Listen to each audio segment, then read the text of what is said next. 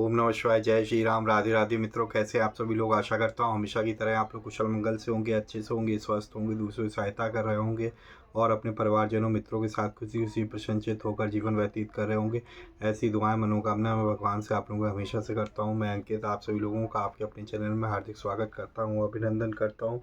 दोस्तों, आज आपके सामने फिर से प्रस्तुत हूँ गीता माधुर्य के अध्याय 17 को लेके, जो कि स्वामी राम सुखदास जी ने प्रश्न उत्तर शैली में हिंदी भाषा में बड़े ही सुंदर ढंग से समझाया है, उसकी व्याख्या की हुई है। तो अगर आपने अभी तक पहले के 16 अध्याय नहीं पढ़े हैं तो मैं आपको रिकमेंडेड करूंगा कि पहले वो 16 अध्याय पढ़ के सुन के आइए, तभी आपको यहाँ से कुछ समझ में आएगा। ठीक है दोस्तों, तो चलिए भगवान का ध्यान लगाते हैं, उसके बाद हम लोग स्टार्ट करते हैं। वक्रतुंड महाकाय सूर्यकोटि समप्रभा निर्विघ्नं निर्विघ्नं कुरु मे देव सर्वकार्येषु सर्वदा। जैसे गणपति बप्पा मोरया। तुमेव माता च पिता तुमेव बंधु च सखा तुमेव विद्या द्रविड़म तुमेव सर्वं मम देव देवो। जय श्री गणपति बप्पा मोरया। कुछ गलती हो क्षमा कीजिएगा। तो चलिए शुरू करते हैं। मित्रों, प्रेम से बोलिए सियावर रामचंद्र की जय। ओम नमो नारायण, ओम नमो भगवते वासुदेवाय। जय श्री राधे कृष्ण, जय सीताराम हनुमान जी, जय गुरुदेव जी। ओम श्री परमात्मने नमः। 17वां अध्याय। तो ध्यान से सुनिए, भगवान का ध्यान लगाते हुए सुनिए। अर्जुन जी बोले कि हे कृष्ण, जो मनुष्य शास्त्र विधि को न जानकर श्रद्धा पूर्वक यजन पूजन करते हैं, उनकी श्रद्धा सात्विक की होती है अथवा राजसी या तामसी। तब श्री कृष्ण जी बोले कि मनुष्यों के स्वभाव से उत्पन्न होने वाली श्रद्धा सात्विक की, राजसी और तामसी ऐसे 3 प्रकार की होती है। वह स्वभावजा श्रद्धा कितने प्रकार की, 3 प्रकार की क्यों होती है, भगवान अर्जुन जी पूछते हैं। तब श्री कृष्ण जी कहते हैं कि हे भारत, सभी मनुष्यों की श्रद्धा उनके अंतःकरण के अनुरूप होती है। अतः मनुष्य श्रद्धामय है, इसलिए जो जैसी श्रद्धा वाला है वैसे ही उसका स्वरूप है, अर्थात वैसे ही उसकी निष्ठा स्थिति से है। उस श्रद्धा निष्ठा की पहचान कैसे होती है, अर्जुन जी ने पूछा। तब श्री कृष्ण जी ने कहा, सात्विक मनुष्य देवताओं का पूजन करते हैं, राजस मनुष्य यक्ष राक्षसों तथा तामस मनुष्य भूत प्रेतों का पूजन करते हैं। अश्रद्धालु मनुष्यों की पहचान क्या है, भगवान अर्जुन जी ने पूछा। तब श्री कृष्ण जी ने कहा, अश्रद्धालु मनुष्य दंभ, अहंकार, कामना, आसक्ति और हठ से युक्त होकर शास्त्र विधि से रहित घोर तप करते हैं और अपने 5 भौतिक शरीर को तथा मुझसे विरुद्ध चल करके अंतःकरण में स्थित मुझे भी कष्ट देते हैं। ऐसी अज्ञानी मनुष्यों को तू आसु स्वभाव वाले समझ।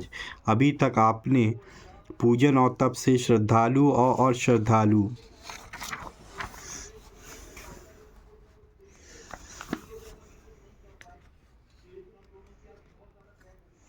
मनुष्यों की पहचान बताई, परंतु जो पूजन तप आदि नहीं करते उनकी पहचान किससे होगी। तब भगवान कहते हैं कि भोजन की रुचि से उसकी पहचान हो जाएगी, क्योंकि भोजन तो सभी करते हैं, अतः उसको आहार भी 3 तरह का प्रिय होता है। ऐसे ही यज्ञ, तप और दान भी 3 तरह के प्रिय होते हैं। उनके इस भेद को तू जान। सात्विक मनुष्य की रुचि किस आहार में होती है, अर्जुन जी पूछते हैं। तब श्री कृष्ण जी कहते हैं, आयु, सत्वगुण, बल, आरोग्य, सुख और प्रसन्नता को बढ़ाने वाले, स्थिर रहने वाले, हृदय को बल देने वाले, रसयुक्त और चिकने ऐसे भोजन के पदार्थ सात्विक मनुष्य को प्रिय होते हैं। राजस मनुष्य की रुचि किस आहार में होती है, अर्जुन जी पूछते हैं।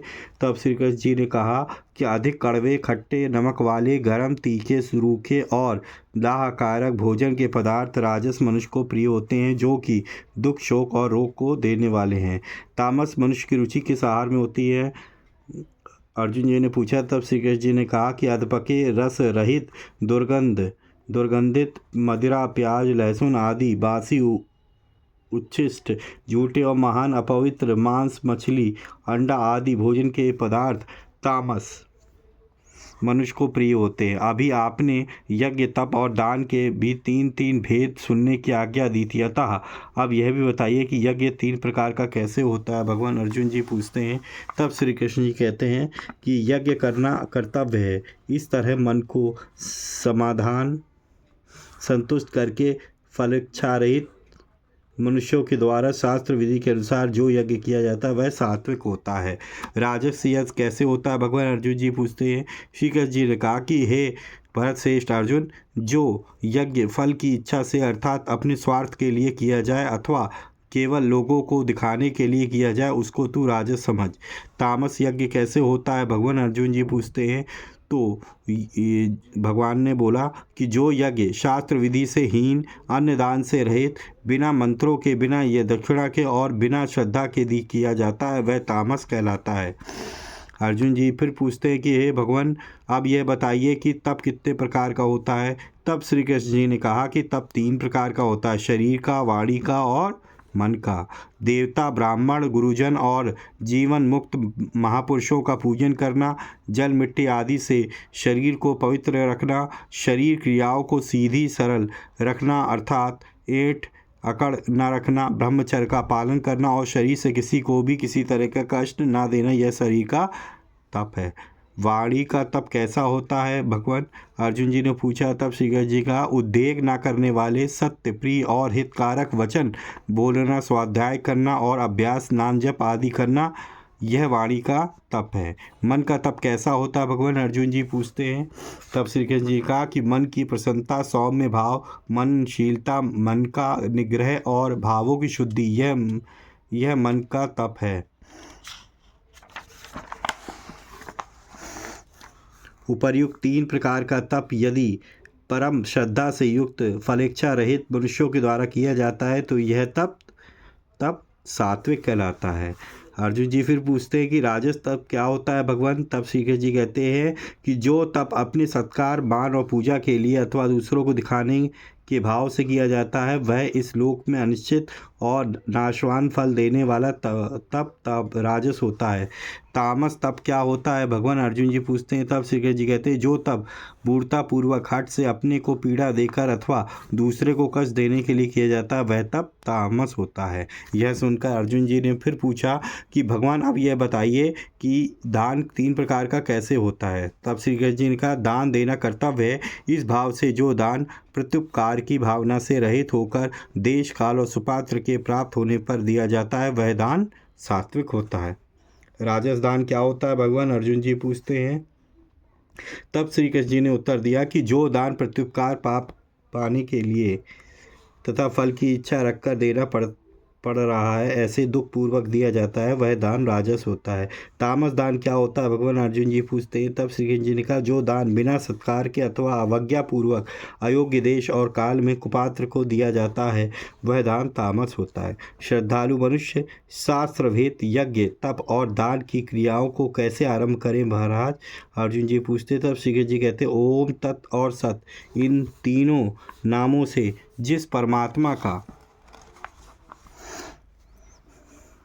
निर्देश किया गया है उसी परमात्मा ने सृष्टि के आरंभ में वेदों, ब्राह्मणों और यज्ञों की रचना की है। अतः परमात्मा का नाम लेकर ही यज्ञादि क्रियाओं को आरंभ करना चाहिए। ओम का प्रयोग कहाँ होता है भगवान? अर्जुन जी पूछते। तब श्री कृष्ण जी ने कहा वैदिक सिद्धांतों को मानने वाले मनुष्यों की शास्त्र विधि से नियत यज्ञ, दान और तप रूप क्रियाएं सदा ओम का उच्चारण करके ही आरंभ होती है। तत् का प्रयोग कहाँ होता है भगवान? अर्जुन जी पूछते। तब श्री कृष्ण जी ने कहा तत् नाम से कहे जाने वाले परमात्मा के लिए ही सब कुछ है ऐसा मानकर मुक्ति चाहने वाले मनुष्यों के द्वारा फल की इच्छा से रहित होकर अनेक प्रकार की यज्ञ, तप और दान रूप क्रियाएं की जाती हैं। यह सुनकर अर्जुन जी ने फिर पूछा कि सत का प्रयोग कहाँ होता है भगवान? तब श्री कृष्ण जी ने कहा कि हे पार्थ, परमात्मा के सत्य नाम का प्रयोग सत्ता मात्र में और श्रेष्ठ भाव में किया जाता है।